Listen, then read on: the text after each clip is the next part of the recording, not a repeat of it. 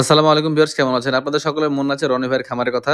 রনি ভাইয়ের খামারে আমি সাথে থেকে কয়েকটা মহিষ কিনে দিচ্ছিলাম। তারপর ওনারা কিছু মহিষ কিনেছিল। তো সে সকল মহিষগুলো মূলত রেডি হয়ে গেছে। এখন বিক্রি হওয়ার সময় চলে এসছে। তো এই মহিষগুলো কেনা ছিল কত দিয়ে আপনাদেরকে দেখাইছি এবং মাঝখানে খরচ কত হয়েছে সেটা এখনো দেখানো হয়নি এবং বিক্রি হবে কত দিয়ে সেটাও এখনো জানানো হয়নি।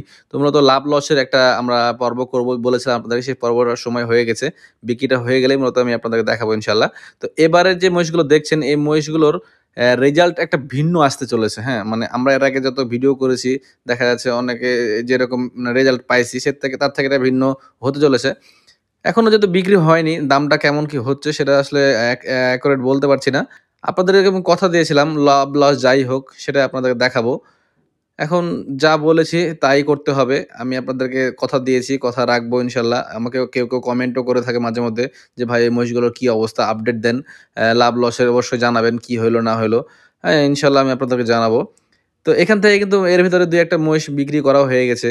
এ এ এদের এই খামারটার সিস্টেমটা আমি আপনাদেরকে বলে রাখি।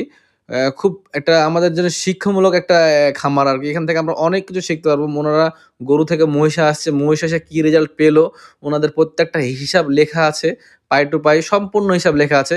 তার ভিতরে আবার মনে করেন এইখান থেকে অসুস্থ হওয়ার কারণে একটা মহিষ বিক্রি করেছে। সেই মহিষটাতে কেমন ওদের লস হয়েছে সেটাও জানবো। তারপরেও আবার মনে করেন যে কয়েকটা মহিষ ওনারা জবাই করে বিক্রি করেছে। তো মাংস কেমন হয়েছিল একেকটার, তো সেরকম বিষয়ে মনে করেন যে আপনাদের একটা ধারণা দিতে পারবো। মানে সব মিলিয়ে একটা প্রপার আইডিয়া পাওয়া যাবে। নতুন খামার তৈরি করার জন্য একটা প্রপার আইডিয়া পাওয়া যাবে। যা সত্যিই আমাদেরকে অনেক কিছু শেখাবে। আর তারপরেও ভাইরা হচ্ছে খামার জগতেও নতুন। তো ওনাদের কি অভিজ্ঞতা হইলো, ওনাদের কি শিক্ষা অর্জন করলো ওনারা, সেই শিক্ষাও আমাদেরকে ওনারা দিবে বা আমাদেরকে জানাবে আরকি। সে আশায় আছি। আবার রনি ভাইয়ের সাথে আমার সম্পর্কও ভালো। উনি খুব একটা ভালো মানুষ। ওনাদের চিন্তাধারাগুলো আমার খুব ভালো লাগে।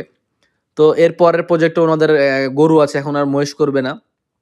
তো সব মিলিয়ে আসলে আপনাদেরকে আমি একটা রেজাল্ট জানাতে পারবো ইনশাআল্লাহ।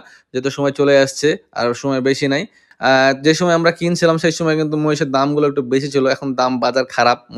মহিষের বলেন আর বাচ্চা মহিষ যেকোনো মহিষের পালন উপযোগী মহিষই বলেন, সব মহিষেরই বাজার এখন একটু খারাপই যাচ্ছে আসলে। তো এদিকে যেহেতু মহিষগুলো রেডি হয়ে গেছে, তো এগুলোকে আর রাখা যাবে না। লস লাভ যাই হোক, এখন যতই বাজার খারাপ হোক, এগুলোকে আর রাখা যাবে না। রাখলেই লস।